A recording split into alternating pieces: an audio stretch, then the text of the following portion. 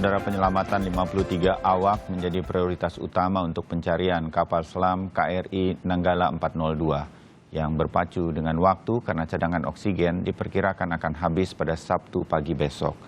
Bagaimana kemudian gambaran operasi evakuasi kapal selam pada kedalaman yang cukup ekstrim seperti kita sedang mengikuti upaya pencarian atau titik lokasi dari kecelakaan dari KRI 402 Nanggala ini? Apa saja upaya-upaya yang bisa dioptimalkan pemerintah dengan kondisi peralatan yang kita miliki saat ini untuk menjalankan misi penyelamatan. Bergabung secara daring untuk membahas ini, pakar kapal selam dan teknik kelautan dari Institut Teknologi 10 November atau ITS Surabaya, Pak Wisnu Wardana. Kemudian ada mantan komisioner dari Komite Nasional Keselamatan Transportasi atau KNKT, Pak Dede Farhan Aulawi. Selamat pagi Pak Dede dan juga Pak Wisnu. Selamat pagi, Bapak-Bapak sekalian. Ya, terima kasih untuk waktunya. Dan satu lagi nanti mudah-mudahan bisa bergabung karena sudah berjanji kami terus mencoba menghubungi, belum tersambung saja dengan... Oh, sudah masuk juga. Terima kasih untuk Mas Bobi Adityo Rizaldi dari Komisi 1 DPR RI. Mas Bobi, tadi sempat saya yakin Anda juga banyak dimintai untuk komentarnya begitu ya. Tapi terima kasih akhirnya menyempatkan diri juga atau bisa hadir di Sapa Indonesia Pagi. Pagi Mas Bobi. Mas Bobi mendengar saya ya? Tampaknya belum mendengar, tetapi nanti kalau sudah mendengar tentu bisa akan bergabung. Saya ke Mas Dede dulu. Mas Dede, di KNKT tentu banyak sekali melakukan investigasi, terlibat langsung dalam upaya search and rescue dari banyak kecelakaan di darat, udara, bahkan di laut. Kita sebagai publik tentu mengikuti kebetulan beberapa peristiwa kecelakaan di laut, tapi kita tentu jarang mengikuti apa yang kemudian kita sedang alami sekarang bersama-sama begitu, mencari sebuah kapal selam yang lokasinya kita duga mengalami kecelakaan begitu. Ini seperti apa prosedur-prosedurnya yang memang dilakukan? Mirip-mirip dengan mencari seperti hilangnya kapal terbang atau pesawat begitu yang jatuh di lautan atau seperti apa? Mas Dede? Ya baik, terima kasih Pak. Jadi begini, pada dasarnya sih yang pertama yang kita lakukan memang investigasi kecelakaan kapal selam ini relatif jarang terjadi gitu ya. Tetapi secara prinsip tentunya kita menggunakan semua perangkat teknologi yang dimiliki untuk melakukan penemuan. Tinggal nanti kembali pada kemampuan radar dan sonar yang dimiliki oleh masing-masing kapal yang melakukan pencarian tadi untuk menemukan titik-titik yang diperkirakan keberadaan posisi kapal tersebut.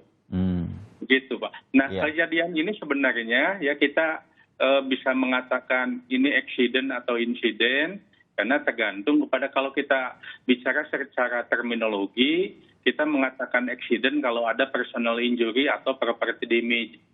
Nah, saat ini proses pencarian sedang berlangsung, ya, jadi kita masih belum tahu. Jadi sementara ini kita mengatakan bahwa kejadian ini adalah sebuah insiden, gitu. Tinggal nanti kemampuan personil maupun kemampuan teknologi yang dimiliki untuk menemukan titiknya. Baik, terima kasih untuk masukannya. Jadi ini insiden. Saya mencoba untuk konsisten untuk menggunakan ini karena kita masih terus mencoba mencari KRI Nanggala. Pak Wisnu, dengan situasi-situasi seperti yang sudah kita alami, saya yakin Pak Wisnu juga terus mengikuti begitu banyak ini kapal-kapal dari KRI, juga kepolisian dan lain-lain. Salah satunya juga hari ini diturunkan oleh Harian Kompas adalah, kalau saya sedikit memperlihatkan di layar untuk pemirsa Sapa Indonesia, ini adalah salah satu kapal selam milik TNI Angkatan Laut, KRI Alugoro, yang mampu mencapai atau melakukan penyelaman sampai ke 600 meter di bawah permukaan laut begitu. Kedalaman selam operasional kapal ini bisa sampai 200 meter di bawah permukaan laut. Alugoro ini juga memiliki beberapa hal. Dia adalah penyelamat Deep Search and Rescue 6 atau DSAR 6 dengan kemampuan menyelam, mohon maaf, hingga kedalaman kurang lebih 500 meter. Nah, dengan kedatangan KRI Alugoro seperti ini, upaya-upaya pencarian Pak Wisnu seperti kemarin Anda juga sampaikan di Kompas TV, mudah-mudahan ini bisa mumpuni untuk segera menemukan lokasi KRI 402 Nanggala. Ya, kalau memang Alugoro didesain untuk bisa tenggelam sampai 500 meter, ya mungkin kita agak bersyukur ya. Yeah. Tetapi bagaimanapun juga kadang-kadang sering bahwa bilangan desain itu tidak sepenuhnya bisa dicapai di dalam realitas lapangan. Kita boleh mengatakan desain 500 tapi ternyata 450 itu sudah kriat gitu strukturnya. Yeah. Nah, itulah yang nanti akan harus kita perhatikan lebih lanjut. Yang kedua, yang penting kita ketahui bahwa Nanggala itu kan produk desain tahun 80-an tuh. Yeah. Dan pada saat dia didesain itu, Nanggala itu didesain hanya mampu menyelam 300 meter gitu. Padahal sekarang sudah 40 tahun, berarti dia ada pengurangan degradasi struktural dan seterusnya. Mungkin sekarang tinggal menyelam 200 meter itu sudah bagus Nanggala itu. Yeah. Nah, sekarang kita dapat kabar bahwa Nanggala ada di posisi 500 meter, 600 meter.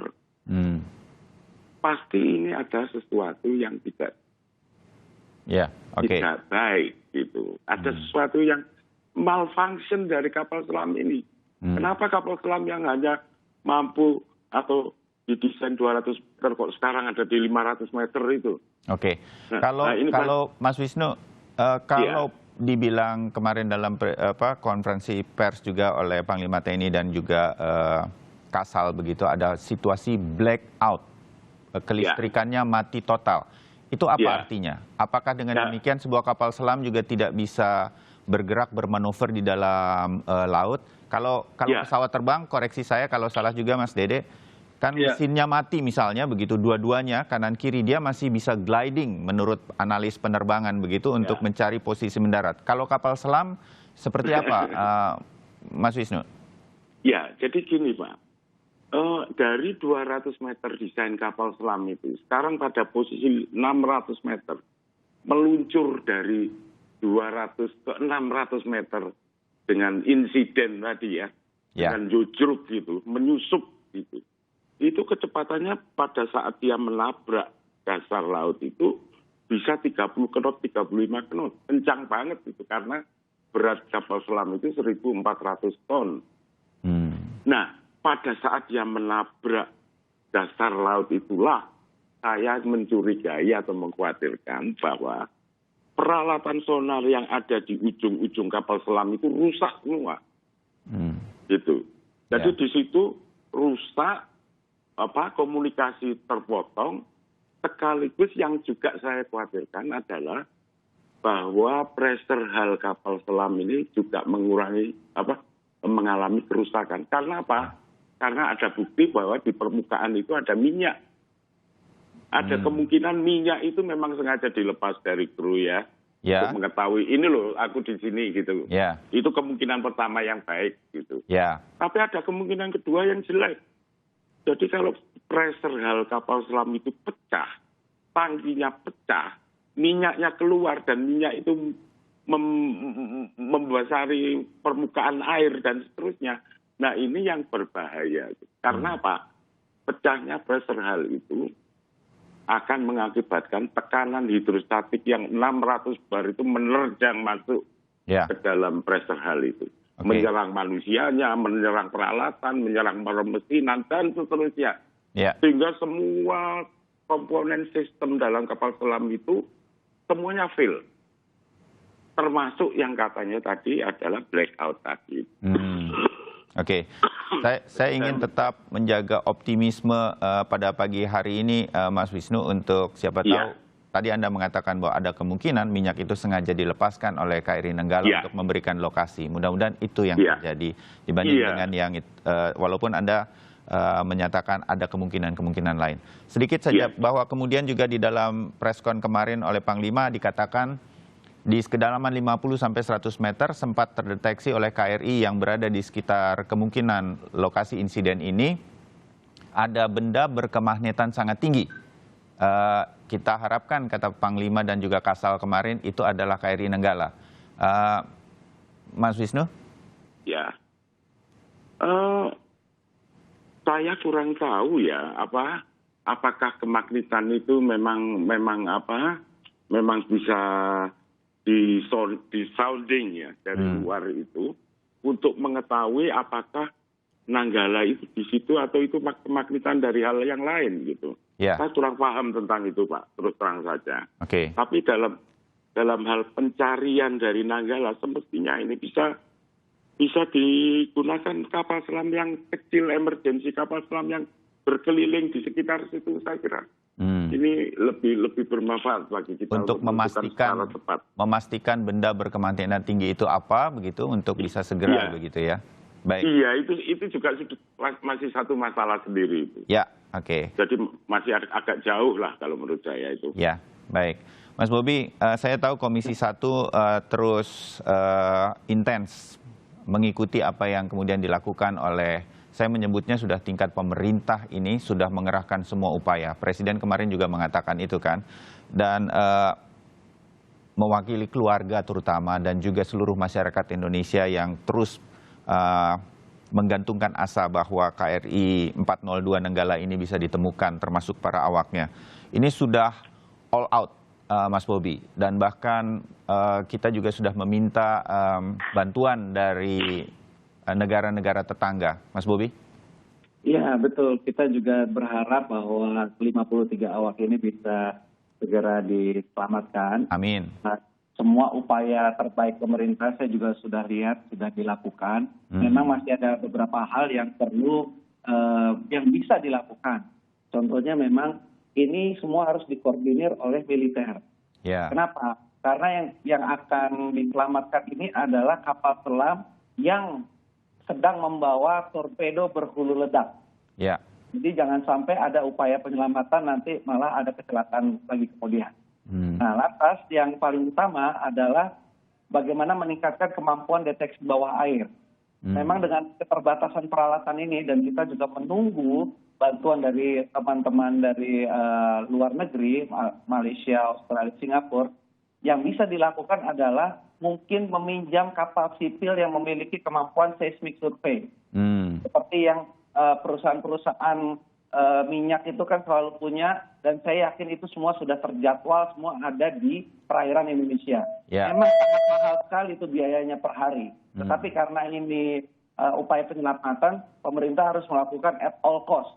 Kalau bisa belokkan kapal-kapal seismic survey, karena sampai saat ini sudah hari kedua, lokasinya saja belum ditemukan. Betul. Artinya kan kemampuan deteksi bawah airnya ini masih sangat terbatas. Nah, kenapa sangat terbatas? Apakah kapalnya kurang atau apa? Nah, inilah yang kalau misalkan kapal militer atau non-militer yang sudah dikerahkan sampai saat ini belum ada, masih ada satu kapal lagi yaitu kapal seismic survey yang sekarang masih berkeliaran di perairan Indonesia, itu bisa dimintakan tolong. Yeah. Negara bisa meminta itu. Rutenya kan mereka sudah terjadwal semua, jadwalnya itu ada semua di Kementerian ESDM. Yeah. Nah, kalau bisa dipinjam sebentar lah. Karena ini kita berhadapan dengan masa kritis 72 jam harus menemukan awak tersebut. Dan sekali lagi, kapal selam tersebut membawa torpedo berhulu ledak. Jadi setelah diidentifikasi, protokol operasi penyelamatannya pun berbeda dengan operasi penyelamatan alutsista atau vessel yang di bawah air yang biasa. Ini bukan sipil, ini militer. Jadi ini yang upaya yang kira-kira bisa dilakukan oleh negara. Ya, Mas Bobi, Komisi 1 bisa membantu ini untuk mengingatkan kalau mungkin dalam situasi seperti ini agak terlupa, ada kapal-kapal sipil juga yang bisa kita bantu. Ini sudah disampaikan begitu ke pihak TNI, ke pihak pemerintah? Ya, ini kita mengimbau mungkin melewat pimpinan-pimpinan kami di komisi bahwa segala sumber daya ini perlu difokuskan untuk bisa mendeteksi lokasi di bawah air. Karena udah 3 hari ini kan kita masih belum tahu. Kalau normalnya namanya sonar sound itu bisa menangkap protokolnya nih. Kalau kapal selam itu turun apa tenggelam, itu awaknya kalau masih hidup itu ada mukul-mukul semua peralatan yang ada di bawah sehingga itu bisa tertangkap oleh sonar. Tapi ini kan kita tidak bisa menangkap sonarnya, tidak bisa menangkap deteksinya. Nah ini apakah karena peralatannya yang kurang atau memang di bawah itu sudah tidak ada kehidupan, kita kan tidak tahu. Betul. Untuk memastikannya kita perlu kemampuan deteksi sonar yang sangat kuat ke bawah. Nah itu dulu untuk menentukan lokasi. Begitu sudah menentukan lokasi, kita lihat bagaimana keadaannya. Nah itulah protokol militer untuk melakukan operasi penyelamatan. Karena sekali lagi, ini bukan vessel biasa. Ini vessel yang memiliki dan membawa torpedo berhulu ledak. Oke. Mas Dede, mungkin dari pengalaman KNKT begitu, atau mungkin dari insiden yang sama kapal selam di seluruh dunia mungkin. Kalau memang ada misalnya yang paling beberapa waktu yang lalu kita dengar Kursk kapal selam dari Rusia misalnya. Itu tidak seperti pesawat terbang ya Mas Dede yang memiliki black box yang terus mengeluarkan bip sedemikian rupa sehingga bisa dicari, menjadi sebuah harapan apapun yang terjadi dengan pesawat, si bip dari black box ini masih bisa terus dicari. Kalau kapal selam tidak ada hal semacam itu? Kalau detailnya mungkin Pak Wisnu lebih pas ya. Tetapi patut saya sampaikan begini beberapa poinnya. Yang pertama, kaitan dengan eksiden atau insiden ini, ada langkah-langkah korektif dan ada langkah-langkah preventif. Kalau kita bicara langkah korektif, ini pendekatan masalah scientific accident incident investigation. Seperti yang saat ini dilakukan oleh pemerintah dan seluruh kekuatan yang dimiliki oleh TNI dan Basarnas, serta fungsi yang lainnya. Nah dalam konteks ini tentunya juga kita memang kalau dalam pendekatan investigasi kita tidak bisa mereka-reka atau meraba-raba sesuatu, hanya sekedar menganalisa saja. Nah namun demikian biarkan proses saat ini yang sedang berlangsung ya untuk mencari penyebab utamanya. Pendekatan investigasi apalagi Pak Bobi juga barusan menyampaikan, ini adalah kapal selam militer yang tentu berbeda dengan jenis kapal selam riset bawah laut maupun kapal selam wisata. Karena kapal selam pada dasarnya ada 3 jenis gitu ya. Nah oleh karena itu, karena ini kapal selam militer yang notabene tadi disampaikan memiliki torpedo dan sebagainya, artinya memiliki potensi bahaya yang lebih besar sehingga penanganannya memang harus ekstra hati-hati. Dan yang kedua nanti itu adalah pendekatan preventif ya. Perlu kita melakukan audit secara komprehensif terhadap alutsista yang kita miliki. Nah, konteks ini tentunya bukan untuk mencari siapa yang salah, tetapi lebih ke bagaimana upaya kita mencegah agar kejadian yang sama tidak terulang di kemudian hari. Nah, dua pendekatan ini, baik korektif maupun preventif, perlu kita lakukan secara bersamaan, meskipun prioritas saat ini tentunya adalah langkah korektif untuk menyelamatkan 53 awak yang ada di kapal selam tersebut. Baik, setuju Mas Dede.